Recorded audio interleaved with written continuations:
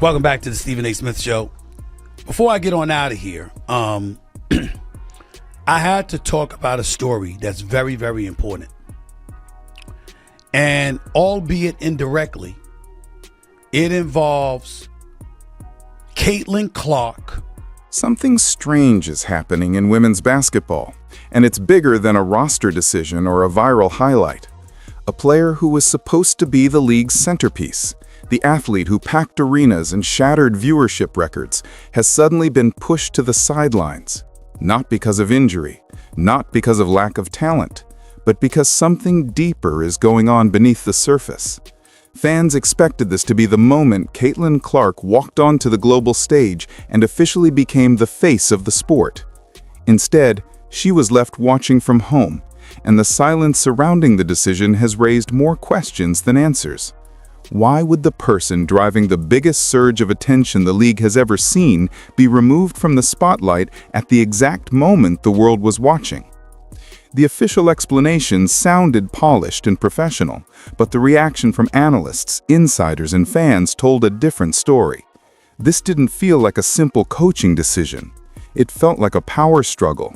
It felt like a system desperately trying to hold on to control, even as the future of the league was knocking at the door. Because this situation isn't really about one athlete. It's about the uncomfortable truth that sometimes success threatens the very people who should be celebrating it. And when that success arrives faster, louder, and bigger than expected, the people in charge don't always react the way you think they will. The fallout from this decision hasn't faded, it's grown.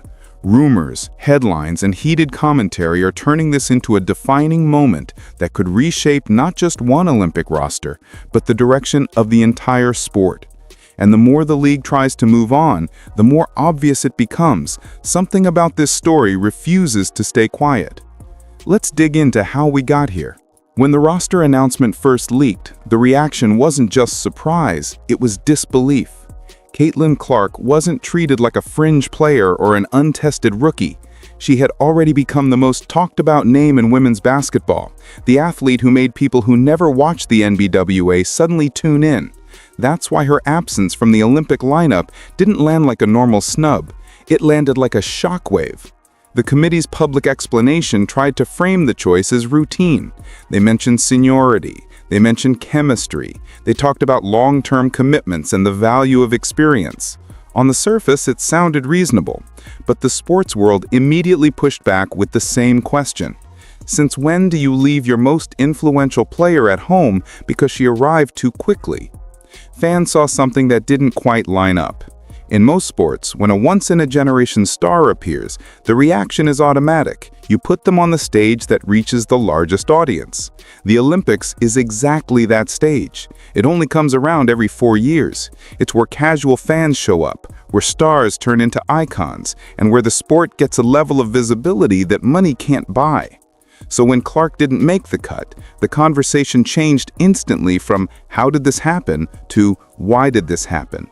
The official reasons felt smaller than the moment itself, and analysts started pointing out the uncomfortable truth that the decision didn't match the reality fans were seeing every night.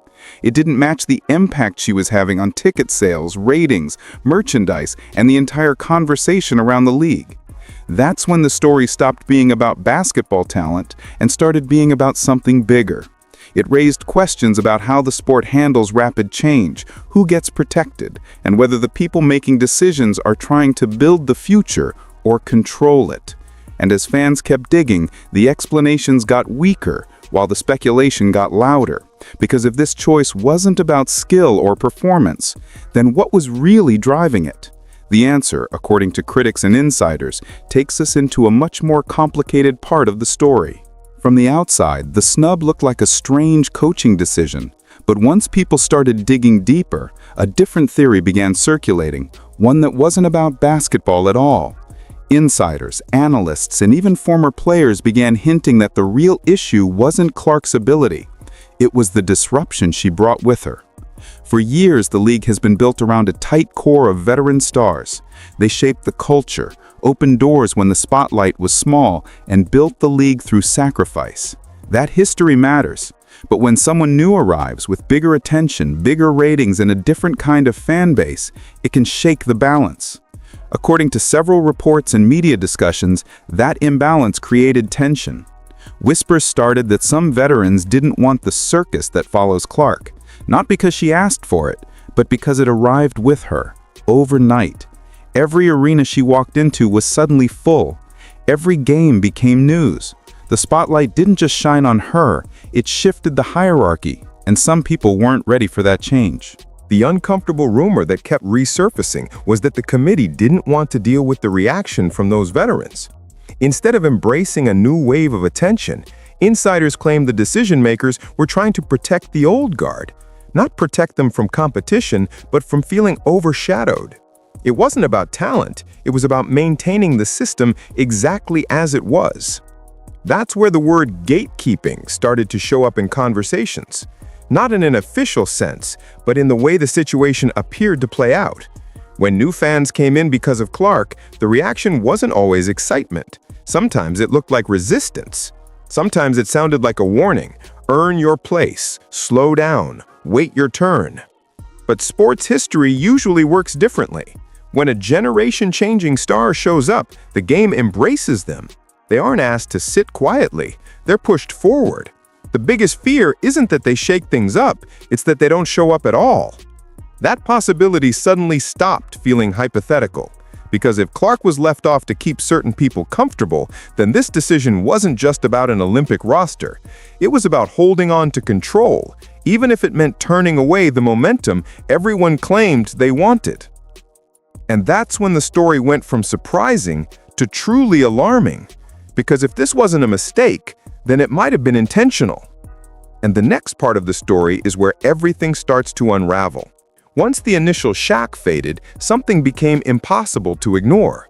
This wasn't just a sports decision, it was a business decision that didn't make business sense. And that's where the story gets even more complicated. The Olympics aren't just another competition. They're one of the biggest marketing machines in the world. Millions of casual viewers tune in who never watch regular season games. Brands pour money into sponsorships. Networks rely on star power to drive ratings. That's why, in most cases, the goal is simple: put your most visible players on the biggest stage, the ones casual fans recognize, the ones who bring an audience with them. Caitlin Clark wasn't just trending for highlight reels, she was boosting everything around her. Games featuring her weren't just slightly higher in viewership, they were breaking records. Arena tickets sold out weeks in advance, merchandise exploded, even social media conversation jumped when she was involved. Whether fans loved her or didn't, they tuned in. That kind of impact is rare. So, when a player delivers that level of momentum and still gets left off the roster, the reaction from the business side wasn't subtle. Analysts and commentators asked the same question: why pass on the person who is growing the sport the fastest? From a marketing perspective, it looked like the perfect opportunity to let new fans see the top talent on a global platform. Instead, the opposite happened. The decision cut short the biggest crossover moment women's basketball has seen in years. It wasn't just the fans who noticed. Companies, broadcasters, and promoters were talking about what this meant for the future of the product. The Olympics aren't only about medals. They're about attention, interest, and momentum. And momentum is priceless. That's why so many people felt the decision didn't come from logic. It didn't seem to line up with the direction the sport was naturally moving in. Clark wasn't competing for a backup role. She was helping reshape the landscape itself. Removing her from that moment felt less like oversight and more like resistance to change. And when a choice looks like it goes against both the on-court product and the off-court business, it raises a bigger question. What was the real priority here? Because if it wasn't growth, wasn't marketing, and wasn't competition, then something else was driving the decision. That's why the controversy didn't fade. It only got louder. And now the focus shifted from the committee to the entire culture surrounding the league and the growing belief that this was never just about basketball in the first place. What happened next wasn't just a reaction from fans or media, it was the unraveling of something much bigger inside the sport itself. because long before the roster was announced, you could already feel the tension building around Caitlin Clark. The comments, the interviews, the subtle dismissals, it all hinted that her presence wasn't just changing the scoreboard, it was changing the room. Some of the sport's biggest names had already sent warnings her way, not in a playful, competitive tone, but in a way that suggested she was stepping into a world that wasn't prepared to welcome her just yet. There were veterans who questioned her college dominance. Others suggested that the media attention around her was inflated or undeserved. Even before she played her first professional minute, the pressure started forming around her shoulders. To many outsiders, those reactions didn't feel like normal criticism. They felt personal. They hinted at a deeper frustration that had less to do with basketball and more to do with what Clark represented: attention, endorsements, and a mainstream spotlight. Things that weren't always available to the players who paved the way before her. It's natural to understand why emotions might run high, but it created a divide that only grew louder as the season continued. And on the court, that tension didn't stay theoretical. Fans watched games where Clark absorbed contact that went beyond tough defense. Social media exploded after physical incidents, especially when it looked like they were brushed aside. The league responded, but many felt it came too late or too lightly. The reaction wasn't universal support. It was debate, excuses, and a lot of shrugging from people who usually defend star players. That's what turned the conversation from rivalry into something people started calling locker room politics. Was Clark being treated like any other rookie, or was there a different standard for her? Was the pushback competitive fire, or something fueled by resentment over the sudden fame she brought with her? No one could agree, but everyone could feel that the atmosphere had shifted into something heavier. And the biggest question was the simplest. If this is what the first few months looked like, what would an entire Olympic run feel like? Not just the pressure of representing your country, but sharing a locker room with players you've clashed with, who have been publicly critical, or who haven't exactly shielded you from the hits. For a lot of analysts and fans, that answer was obvious. The tension wasn't going away. It was growing. And what started as a question about a roster spot began to look like something else entirely, a culture clash that was about to spill over into the biggest stage in sports. And that's where the next twist in the story started. Because after the snub, the silence from Clark wasn't just quiet. It sounded like a decision. After the roster went public, the next move didn't come from the committee, the league, or even the media. It came from Clark herself. And what she did or didn't do spoke louder than any emotional interview ever could. There was no statement begging for reconsideration, no angry post, no dramatic reaction, just a quiet acceptance of the situation. That silence immediately raised eyebrows, because in the world of elite sports, silence from a major star is rarely accidental. Sometimes it's strategy, sometimes it's clarity, and sometimes it's a decision that says, I don't need this. The rumors that followed were impossible to ignore, not because they were shocking, but because they felt believable in the moment. Reports claim that USA Basketball was considering giving Clark an alternate position, a sort of emergency role in case someone else got injured. On paper, that sounds respectful, but in reality it looked like a consolation prize. Alternate roles are traditionally for players still proving themselves, still learning the system, or waiting for their moment. Clark wasn't just another name in the rotation. She was the one pushing the entire conversation of the league forward. So when analysts began suggesting that she'd quietly turned that alternate role down, it didn't feel like a rumor meant to stir drama. It felt like a natural response. If she wasn't good enough for the main roster, why step into the shadows as a backup? Why wait for a chance to play next to teammates who weren't exactly rushing to stand beside her during the season? There was a growing sense that she was choosing dignity over compromise, peace over politics. And the idea resonated with fans who had already started questioning the fairness of the situation. It looked like a soft quit, not in the sense of giving up, but in the sense of stepping away from an environment that didn't value her presence the way the fans and business world clearly did. Sometimes the most powerful move is the one where you say nothing at all. The message is simple. If the system doesn't want you, you don't have to fight for a seat at the table. That shift in power was the moment people started looking at Clark differently. Not as the rookie who missed the cut, but as the player who wasn't chasing approval anymore. And the moment she chose to walk away from the politics, the story of this controversy changed direction again. Because the athlete who everyone expected to need the Olympics suddenly looked like the one who didn't. And for the committee, for the league, and for the people who questioned her rise, that realization might have been the most uncomfortable part of all. The further this story unfolds, the more obvious it becomes that the roster decision wasn't just about one athlete being left off a plane. It revealed a deeper question that has hovered over women's basketball for years. What happens when the future arrives faster than the leadership expects? Caitlin Clark didn't just change the fan base or the marketing numbers, she changed the rhythm of the sport. And some people, whether intentionally or not, weren't ready for that shift. For decades, the WNBA has been built on loyalty, shared struggle, and slow growth. The league was never designed for sudden explosions in viewership, global headlines, and mainstream hype. So when someone comes in and pushes that change instantly, it forces the sport into a crossroads.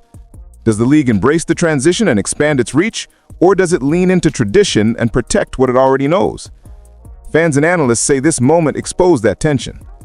On one side are the people who believe Clark represents the next chapter, a more inclusive, high-profile era that brings new audiences into the sport. On the other are the voices who want to preserve the culture that has defined the league from the beginning, even if that means limiting how fast the landscape shifts. Neither side is inherently wrong. One values the core of the sport. The other values the growth of the brand. But the selection controversy made something clear. The two goals are starting to collide. And that collision could reshape the future in ways no one expected. Because growth in any sport isn't just measured in championships. It's measured in attendance, sponsorships, broadcasting rights, and the ability to capture attention from people who weren't watching before. Clark has already proven she can move the needle there. The argument now is whether the structure around her wants that change to keep happening. Some believe this could be the defining moment where women's basketball finally steps into the mainstream spotlight and redefines its power. Others worry it revealed a resistance to evolution, a fear of disruption that keeps the league smaller than it has to be. Either way, this controversy forced everyone to confront an uncomfortable idea. The game is bigger than the committee, bigger than the roster, and bigger than any one decision. The future of women's basketball will depend not just on talent, but on how the sport handles moments like this. Whether it pushes forward or holds itself back, whether it chooses growth or gatekeeping. And that choice, more than any snub or rumor, is what fans will be watching in the years to come. The story doesn't end with a roster announcement. It's just the moment that revealed what's really at stake. When the roster first dropped, it looked like a basketball story. But after everything that's unfolded, it's clear this moment is something much bigger. It exposed cracks in how the sport handles success, how it welcomes new stars, and how it responds when one player suddenly becomes bigger than the system itself. Caitlin Clark didn't just change the game on the court, she changed the expectations around it. Whether you believe she should have made the team or not, the impact of her absence is undeniable. It sparked conversations about egos, leadership, fairness, and the future direction of the league. It forced fans and decision-makers to confront a tough question. Is the sport ready for the spotlight it's been fighting for, or is it still trying to protect the old way of doing things? If this was simply a one-time controversy, it would fade as quickly as it arrived. But the reactions have only grown louder. Every argument, every headline, every rumor points to the same truth. This wasn't just a snub. It was a statement, intentional or not, about who the league wants to build around and who it wants to hold back. And now the world is watching what happens next. Will this moment push women's basketball into its next era? Will it become the turning point that forces change and opens the door for new stars? Or will it go down as the warning sign that the sport resisted the one thing it has always needed most? Growth. Because whether she's wearing a USA jersey or not, the movement has already started. The fans are here, the attention is here, the future is here. The only question left is whether the people in charge are ready to let it happen.